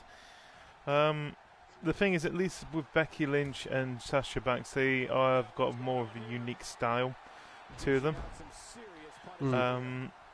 And I say it's been interesting to see all 3 of them since they have moved up to the main roster. I think still it was a bit too early for Charlotte to have the championship. No, I disagree with that. I think the time was right, sort of thing. But I'm going to easily say this is definitely deserving to be one of the WrestleMania matches. Just looking at how it's set up, because I think a lot of us have been wanting this match, especially people who have been watching. Even when it was Sasha Banks versus thing, there was a lot of people. The fans were all singing "We want Sasha" when it was Charlotte, Becky Lynch. Sorry. Yeah. They were all singing "We want Sasha." I wonder how many will be singing "We want Bayley." Who people don't know is the technically the 4th horsewoman out of this, who is currently NXT champion. NXT women's champion. Sorry, yes. Well, that's something as well. We haven't talked about rumours about with women. Apparently, they're going to get rid of the term diva. And bring the women's title. I personally think it would be a great idea. No offense, but the idea of having it as a Divas Championship. I think it's the word diva. Yeah. That's the problem. Well, no offense. When I heard diva when they first announced it, diva usually isn't a nice word to say, is it? No. For women. And I never understood why they got rid of the whole women's title part of it itself. I think it was just a rebrand. I think it's like when light heavyweight became cruiserweight. Yeah. Which you know, it's just a rebrand now and then. Coming soon. But yeah, it's it'll be nice to see it come back as the women's. I think more than likely they'll have a rebrand of the title as the championship as well. Why just bring back the old title? I don't know. The old title seems a bit bland compared to the Divas one. Yeah, but it's basically, if it does what you want it to. Yeah. That's all that matters, really. Then again, it would be one of the blandest titles that is out there for it as well. I mean, they could redesign it. Yeah, I hope they do. They probably will. But anyway, yes, the we haven't spoken about this much, but Charlotte did have a match at Roadblock herself, and she did have her Divas Championship on the line, and she was facing Natalya, which actually turned out to be a great match. Yeah, but that just proved to me what I was saying all along about Roadblock. It was a house show. It was a terrible. It was really bad, in my opinion. It was just a house show. And I said right away, that's all it's going to be. It'll just be a house show. I was proven right. I think it's more because we was hoping that certain things did come out of it, and nothing actually did. It wasn't a roadblock. It was more like just a bump in the road, if anything. It felt like. Nothing changed. I think it just, if anything, it tried to answer a few questions people had, and it failed to answer those questions. Why has she got a bat? Triple threats, no DQ. I don't think that they would actually do that in the match, would they? I've seen it done in men's matches, but not women. No, I've seen hardcore matches for because there's three people. How do you disqualify one person, and who wins? So that's the reason why it's. The fans win. They can't. Yeah, but when you got a title on the line, how do you? Yeah, I know what you mean. But then again, you can't lose a title by disqualification, can you?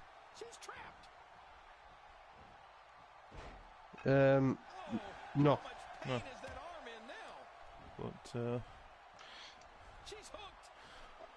well, anyway, yes. Going back to this actual match itself. So, like I said, we've got Charlotte, Sasha Banks, and Becky Lynch, who are three of the original Horsewomen. They came up for this Divas Revolution, which kind of fell flat on the face. We ended up having Charlotte and Becky, who was teamed up with Paige, and Sasha Banks, who was originally part of Team Bad. And now we see them here facing each other, how people have been wanting, and like I said, it's going to be entertaining. I think this is, compared to the other Divas match that we've got on the card, this is definitely going to be the more interesting of them.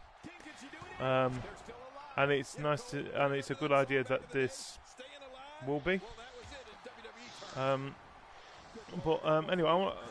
like I said, talking about that, I want to talk about the other Horsewoman who has also got a match this weekend, because there is NXT TakeOver as well in Dallas, and Bayley's facing Azuka with her title on the line. Where she loses the title?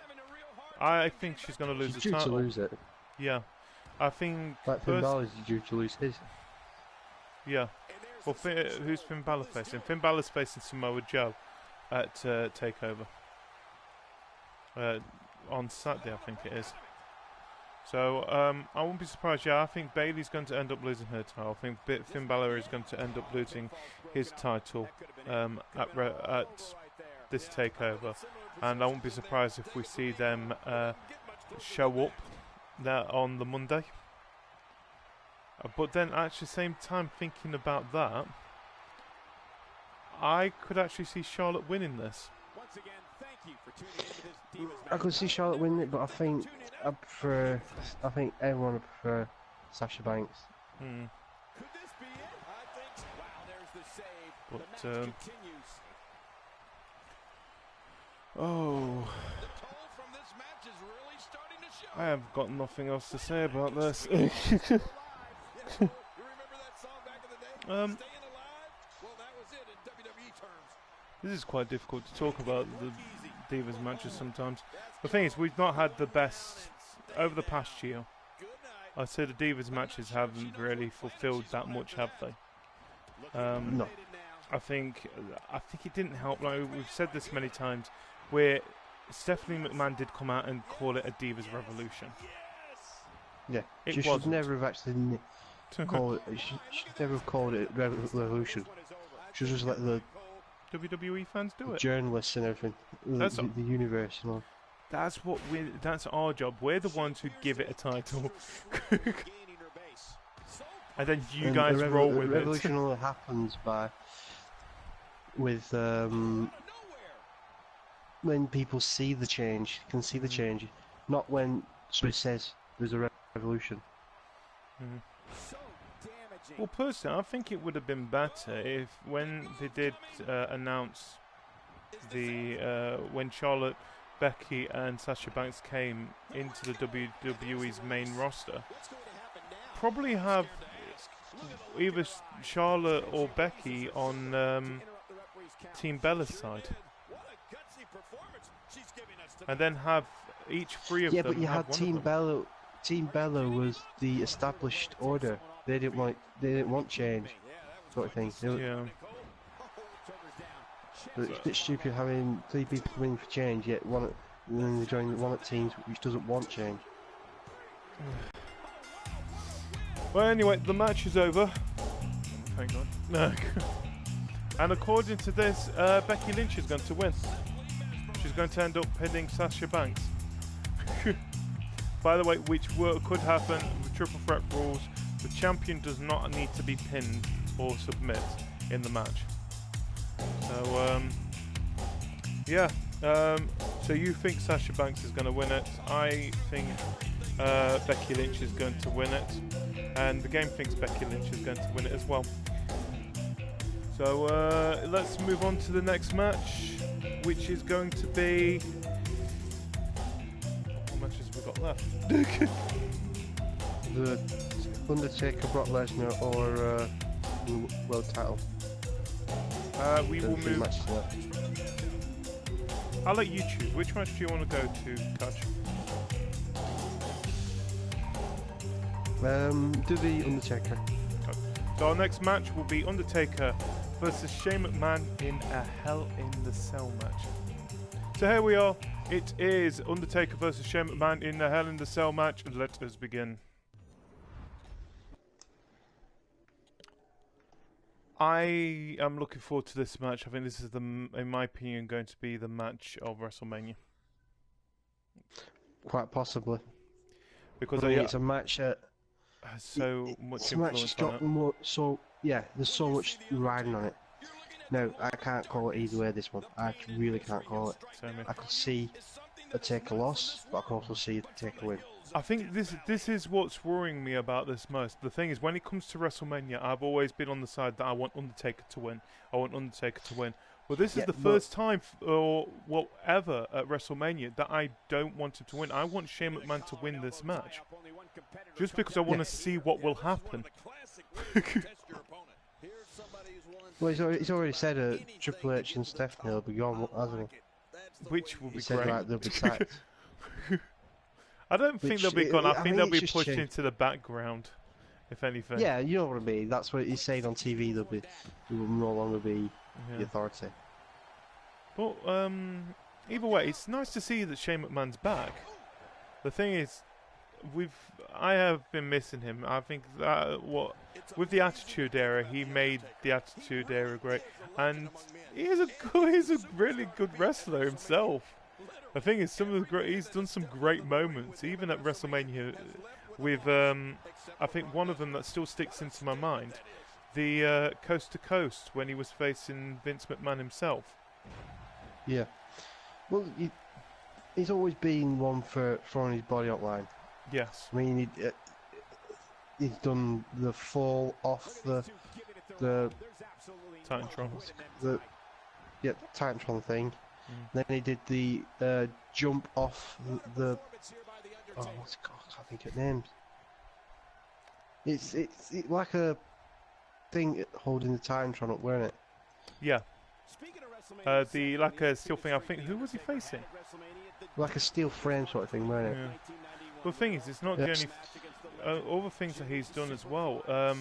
I think it was another WrestleMania moment when he faced Kurt Angle. He actually was put through a glass pane, and it turned out that it was actually a glass I think that was King pane. of the Ring, wasn't it? Was it King of the Ring? I don't know. No, I swear it was WrestleMania. But all the great moments as well. He's the ambulance match against Kane. It's something that stuck in my mind as well, where he was actually tombstoned on top of the ambulance. Well, like I said, he's always been the McMahon to put his body on the line, and that's why. Well, because Vince is too old. But you know what I mean. And Stephanie's not exactly good at this year. But he's always been, in my opinion, been the wrestling McMahon. But then again, now looking at the Undertaker, the last time we saw the Undertaker was it SummerSlam? Survivor Series, wasn't it? Was it Survivor Series when he? Against the Wyatts. Yeah. Oh God, yeah, because it was the 25th anniversary, wasn't it? Yeah. Yeah, because everyone thought originally it was going to be it was going to be the traditional 5-on-5 thing, didn't they? Yeah. But they turn out that way.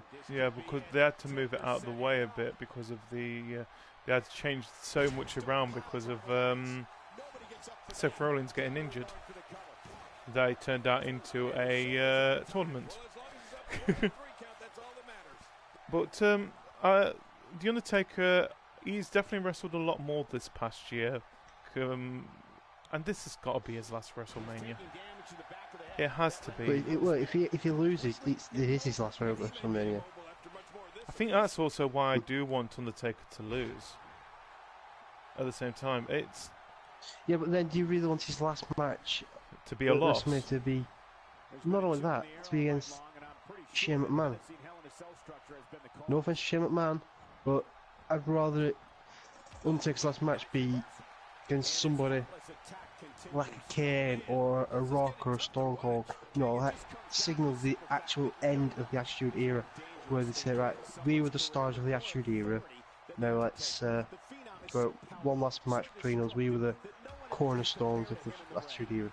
But then again, at the same time, you got to think this match is not just a normal Undertaker versus Shane McMahon. Like you said, it's what's on the line with this match. Yeah, but I don't want Undertaker's last WrestleMania match to be against Shane McMahon. But then again, this might not be his last match. It's like a lot of people have been saying, Vince McMahon's, what he said about this. If Undertaker loses, he will never be wrestling at WrestleMania again. Well, no offense, if Undertaker loses, you technically will not have the power to do that. Yeah, I know what you're Shane saying. McMahon will have the power to say that. I know what you're saying, but it ramps it up a little bit. It's like saying, right, this could be the Undertaker's last match at WrestleMania. Well, we're looking at Twitch at the moment. Bork's asking, what has he missed? Well, so far you've missed all but the Hell in a Cell match, which is happening at the moment. We've got the street fight of Brock Lesnar versus Dean Ambrose to come up, and then we have the WWE World Heavyweight Championship, Triple H versus Roman Reigns. So there was a lot. that has been missed.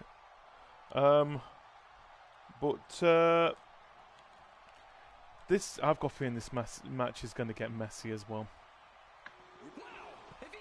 Yeah, I think the way they've been presenting it, it's trying to show the brutality of it. This is going to be one of those extreme matches, and we probably going to be a very bloody match. And we still have Brock Lesnar versus Dean Ambrose in a street fight. Yeah, but it doesn't have to be blood because it's. The Hell in the Cell, I've got a feeling, is going to be used to its full extent. But it doesn't mean blood's going to get involved.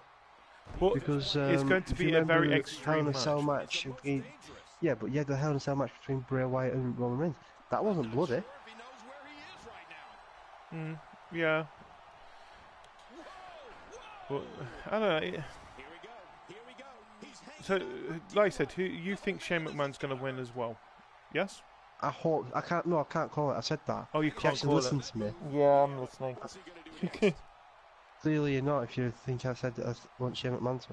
Well, you said you can't call this match. I think it's more. No, I can't call it either way. One of those that can go either way. Yeah. But this will be one of those matches which will more than likely be a turning point in WWE. I think even the fans themselves are a bit split between it. I think a lot of them actually do want Shane McMahon to win this, don't they? Because of the expectations of change. Because a lot of people are sick of the Authority and Vince McMahon. I think if Shane does win, I think this could bring back the brand split on SmackDown. Because remember, he only controls Raw, so technically he has no say over SmackDown. Yeah. Well, Bulk also is hopefully what says Shane will hopefully win, and according to this game as well, they think Shane McMahon's going to win. So this is definitely going to be a match an interesting match. Either way, I think if people are still not 100% sure if they want to see WrestleMania, I would say this probably will be the match that is going to be at least worth watching. One of the matches that's going to be worth watching, because the other match that I think is going to be worth watching is the next match that we're going to have, and that is Dean Ambrose versus Brock Lesnar in a street fight. So here we are. It is the second to last match of WrestleMania. It is technically going to be a street fight, but we are going to be doing it as an Extreme Rules match. Dean Ambrose. It's the same thing. It's the same thing, yeah. Dean Ambrose versus Brock Lesnar. Let us begin. Dean Ambrose seemed to have a little collection he's been gathering for this match, hasn't he? Do you think? I don't think he's going to be allowed to use that chainsaw, though. No, I think they might tease him using it. Why did Terry Funk even give him a bloody chainsaw? It's a pass of the torch thing, isn't it? It's yeah. Mick Foley giving him the. Oh, the baseball bat covered in barbed wire, which looked plastic to me. Yeah. Oh, I think I thought it. When I first saw that baseball bat, the barbed wire, I thought it looked like it was plastic. It probably were. Yeah. Health and safety, of course. Yeah, which is going to be interesting to say with a match which is going to include weapons.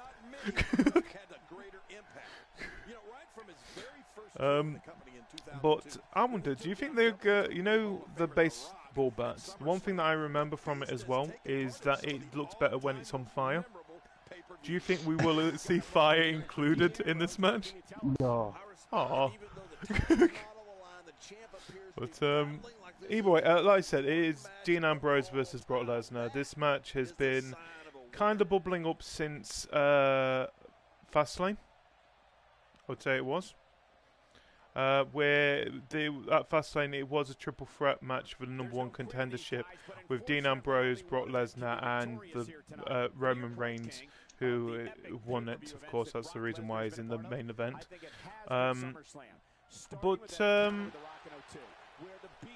This is going to be a fun match.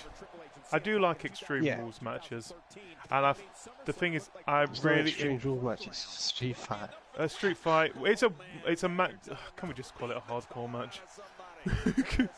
They're all the same. Hardcore, Street Fight, Extreme Rules. They're all technically the same. Yeah. It's a match that includes weapons. I remember reading somewhere about the thingy. It was like the Universe Vaults thing. You have to use the app, and it was like they said give three choices for thing. It was Extreme Rules, No holds barred.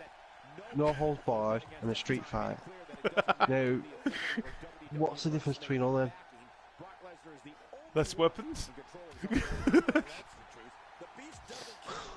Well, that's what I'm saying. There's no. They can say what they want. To be honest, I think the match it should be a Street Fight. It should be the main event. You think this is going to be? You think this should be the main event itself? No, I think the match type. The WWE Championship match. Yeah, that should be a Street Fight because they've been focused on the brutality of them two a lot. And then all of a sudden they've got the rules where they can't actually get disqualified. Where they can get disqualified, sorry. Which isn't, I agree. I think none, but then again you never know. Anything can happen at WrestleMania. Not now. I doubt they're going to change it on the fly like that. They'll announce it beforehand. Oh, I think Bork's getting a little bit angry. How is this a street fight? There's no streets in buildings. It's a hardcore match, WWE. You never know. This match might end up going out into the streets. Like I point out, anything can happen at WrestleMania. And with this match, I will expect it to go outside of the arena. Wouldn't you? No. Or at least outside of the ring. They'll go outside the ring, definitely. Every match goes outside the ring now. This is a four. Outside the arena? No. It's not the Attitude Era. The Attitude Era and all that, but not now. I've got a thought here, but what if this match was the first match at WrestleMania, but it won't finish until just before the WWE match? Yeah, but the problem is you're missing a hell of a lot of what's happening. What we keep coming back to? You'll always be thinking, right? Say Divas match is on the triple threat. Well, then Brock Lesnar and Dean Ambrose comes out to the ring. Yeah, or you'll be thinking, you're not focused on it. You're thinking, what are Brock Lesnar and Dean Ambrose doing right now? Where are they in the arena, sort of thing? That's the thing. You won't be able to focus on the match. That's why they only have one match going at once, because you can focus on the match. Right. My next question here is, who do you think is going to win? Dean Ambrose. Dean Ambrose. I think Dean Ambrose as well. I think this is going to be Dean Ambrose's year. Yes. I think this is going to be the start of it. I think this is going to be the one that's going to put him up there. Either that, or the Wyatt family's going to get involved and they're going to beat on Brock Lesnar. He'll still win then, technically. Alright, put another question here. Do you think Dean Ambrose, by this time next year, will have the WWE Championship? Or at least have held it once? I think he will have held it. Yep. I think he will definitely have held it. Whether he's still champion by this time next year, a lot can happen in 12 months. Injuries could force somebody a title change. Yeah. We like I say, we don't know. But I think with me, I think the last time Brock Lesnar was in a street fight himself, it was against Triple H, wasn't it? I don't know. Which ended up Triple H winning the match, which was at WrestleMania. Which was fun. Well, according to Bork, He says for him, Undertaker won. I'm guessing when he faced Brock Lesnar. Do you think Undertaker should have won that match? What? Which streak? Not just the streak. With the final match between them as well. That was only Hell in a Cell, wasn't it? Yeah. No. No. The reason why I say no is you can't have somebody who is as physically fit as what Brock Lesnar is beaten by a 50-odd-year-old. Yeah. Alright, it is The Undertaker. But you've got to think his age. How humiliating would it be if he... My opinion with it is as well, yeah, I think Brock Lesnar should have won that match. I don't like Brock Lesnar, personally. Me neither. Because he's only got one move, and that's a suplex. An F5. But to me, he's just... It's a fancy suplex. There's no character to him. He just stands there in promos and lets for him and talk. And then he'll attack somebody. It's, you know, it's just... You can't make him out to be a vulnerable thing. You can't put him in a storyline where he's seemingly vulnerable, because he's been built up to be this unflappable beast who will just destroy everything. Yeah. Brooke says no. Oh, he was talking about the Shane versus Taker match. Alright, I think Taker's going to win. Yeah. Like I say, I can't call that one. Yeah, same here. It's going to be one of those matches that's definitely worth watching, because that match genuinely has. It could go either way. Yeah. Also, I think. Sorry. No, you, Charles. What you? I was going to say I have had a decent track record recently of being able to predict what's going to happen.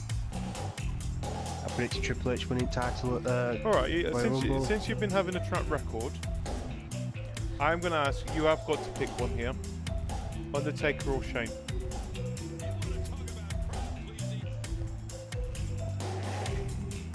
I'm sorry to put you on the spot, mate, but like I said, you've got a track record. Purely because it's Undertaker and it's at WrestleMania, I'm going to say Undertaker. But yes, we have done Chris Jericho versus AJ Styles. According to this, AJ Styles is going to win it. I think we both think the same as well. That AJ Styles will win, just because of the fact that he's going to move on to his next, whoever his opponent's going to be. Basically, Jericho doesn't need the win. He doesn't need the win. He's already a legend in our eyes, and a lot of people's eyes. Well, according to this, the match is over as well. Brock Lesnar is going to win against Dean Ambrose. I think Dean Ambrose is going to win. You think Dean Ambrose is going to win. Brock thinks Brock's going to win. It's interesting having a third person. So it is time for the final match, mate. So it is the WWE Heavyweight Championship. Roman Reigns versus the champion Triple H. So here we are, the final match of WrestleMania 32. It is for the WWE Heavyweight Championship. It is the champion Triple H versus Roman Reigns. So let us begin.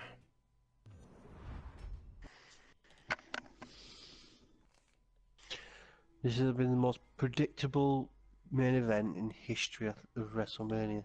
Roman Reigns is going to win it. And it's going to be showered with the crowd of boos. I said this. I think I said this way back in early January. Once they made that stipulation that the Royal Rumble winner won the title, I turned around. You were my witness, GD. I turned around and said, Triple H will come in number 30 and win. Yes. I know you what did. Happens? He came in number 30 and he won. Yep. And then I said he's going to win at Fastlane. Wins at Fastlane, and he's going to win at WrestleMania. It's so predictable. That's, I think, the reason why the fans boo Roman Reigns.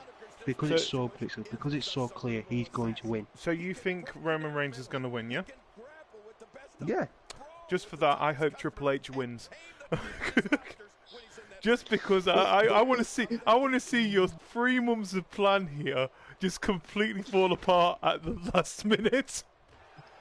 Well, WWE, they changed the plan for the WrestleMania main event at WrestleMania, during WrestleMania. Yeah, they did. They changed they did the it plan twice. No, they only did it once. Well, there was Once during WrestleMania. Well, yeah, this is the first. Last year they changed the plan during WrestleMania, which was that Seth Rollins came out and cashed in his Money in the Bank. They can't do that now. No, they haven't got that option available. They haven't got that option, so they have to go with this no matter what. They could throw a swerve where somebody comes in and interferes on behalf of Triple H, who then gets the win. But you've got to think, Triple H is a part-timer and he's your world champion. Yeah. How often has he wrestled this last 12 months? Once, and that was... Once? Oh, twice. WrestleMania? Oh, Royal Rumble. Yeah, it's Roadblock and Roadblock he wrestled. Oh, sorry, that were a house show though. Well, it's still a wrestling match. Yeah, but we don't know. He's probably wrestling live events all over the place now and then, just to keep him ring ready. But on TV, I agree. He's not done many matches. He's in the same boat of people like the Undertaker and you could say Brock Lesnar. So to have him as your champion kind of says, you know what? Is it just big pissing contest? They can't. Like, I'm in charge of WWE. Look, I'm being myself champion. The thing is, I agree with that. They can't do it again having a part-time champion because they did it with Brock Lesnar.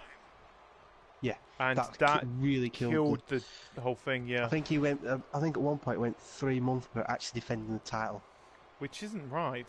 The point of you being champion is that you should be wrestling at least most of the pay-per-views. But there's a hypocrisy in there as well, which was thingy, because I forgot it might have been Daniel Bryan. They took the title off him because he couldn't defend it in a certain time period. Yeah, and then you've got Brock Lesnar, but do you really want to try and grab the title off him? Yeah, I know what you're saying though, but you can easily say it right. The guy is scary. You can easily turn around to him and say, whether you like it or not, you are wrestling against this person defending your title. Yes. You can still put him in a title match. Doesn't mean to take the title off him. So yeah, there was a bit of hypocrisy there, but I know it's all storyline based and all that crap. But like I say, I think this it's going to get interesting. I mean, there's one thing we've not even discussed yet, and that is, what's the Rock's role going to be at WrestleMania? He's already said he's going to be there. Before we discuss that, I just want to point out something. In this match, we've got the actual crowd chanting for Triple H. I've got a feeling that it's actually going to happen at WrestleMania myself. Yeah. No offense. People do not like Roman Reigns. What role he's been playing. Like Roman Reigns. They just don't like how things have become predictable. Like this. They don't like that he's getting pushed to the heavens, and it's like there's other people who aren't getting a fair shot. Well, it's like fair enough. We've got Bork who's in chat at the moment. He says that he's cheering for Triple H, but Roman will win. Yeah, it's the most predictable main event probably in WWE history. Yeah. It's been predictable for months. We knew Survivor Series that it was going to be Roman Reigns that was going to win the title. So, right. Then, alright, we didn't see the money winning the bank cashing. Right, fair enough, we missed that. I think we didn't even see Sheamus enter the ring. Well, it were all focused on Triple H and Roman Reigns, wasn't it? Because Triple H was holding his hand out to shake his hand. No, I think it was because there was too much confetti. he blended in there like some kind of predator. So yeah, like I said, that threw a swerve at us. We weren't expecting that. Yeah. But we knew that the final match between Dean Ambrose and Roman Reigns was going to be a Roman Reigns win. Well, the thing is, how long was Sheamus champion? I think it was about a month and a half, wasn't it? Well, did he not lose it, then regain it or something? No, Oh yeah, because he lost it on bollocks. He lost it on Raw, Yeah, because he ended which up surprised attacking. me. He ended up attacking Triple H at TLC, which is the point of this rivalry anyway. Yeah, because at TLC, that's when you just did not see Triple H for a month. Yeah, and I think it Because was about like supposed to be 2 weeks after TLC. Then they had Roman Reigns versus Sheamus, and if Roman Reigns didn't win, he would have been, well, he would have been fired pretty much. Which he won. Yeah. I think once he announced that, he you're won. thinking, yeah, he's gonna win. Because And that's when they announced the stipulation for the Royal Rumble, I think. Yeah. Or possibly the week after. It's like I say, it's Predictable. it's been predictable for months. Yeah. Maybe it's because there's nobody to shake it up with because of the injuries. There's no Randy Orton, there's no John Cena, there's no Seth Rollins. You know, I think maybe injuries is. Yeah, I think we was all hoping that there would have been a shake-up with the Roadblock with Dean Ambrose, but it just doesn't seem that it happened. And it's not like Brock Lesnar couldn't have not had an opponent at WrestleMania. He could have been facing the Wyatt family, or at least Bray Wyatt at WrestleMania. There was no way of stopping that. I don't think it. I think the reason why that he's not fighting Bray Wyatt is because of rumours are Bray Wyatt's been suffering from a bad back injury. Right. That's why he's been dropping out of matches and Wyatt family's been taking his place.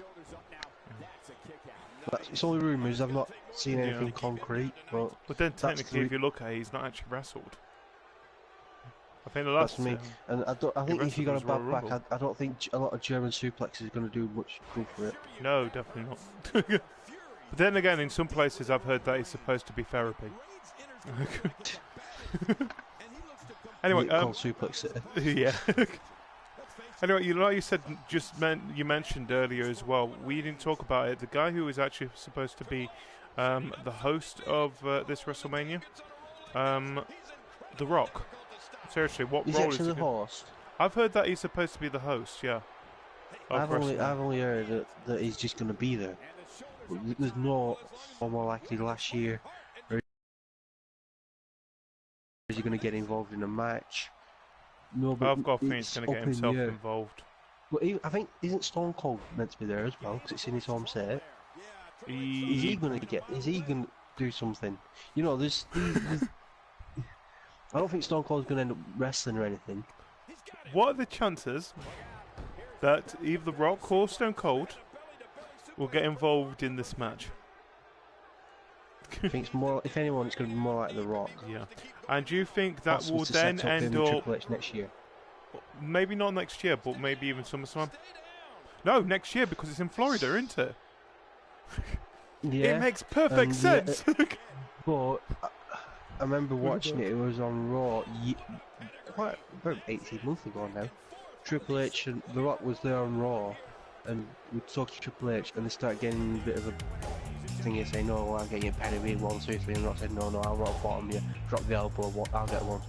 And they actually said to each other, "Any WrestleMania you want, we'll do it." Basically, it's like just name the time and the place. In fact, we'll do it. So there we go. He's named it WrestleMania 32. No, he didn't say which. WrestleMania. He said, yeah, I know. He didn't say it, but yeah, he comes out. He says, "I picked this WrestleMania." No, it's not like that. It's just if The Rock will, he will. No, it won't turns into a do triple it that threat way. match. No, it won't, because he can't insert himself. No. He's not got anything to.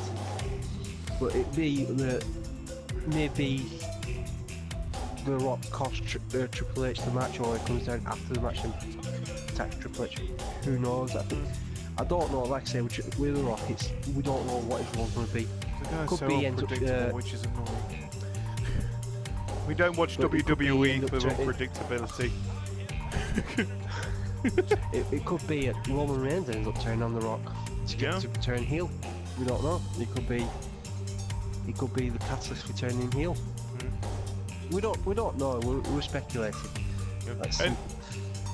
Anyway, the match is finished. According to this, Triple H is going to finally According to this, Triple H is going to retain the WWE Championship. We think that Roman Reigns is going to win it.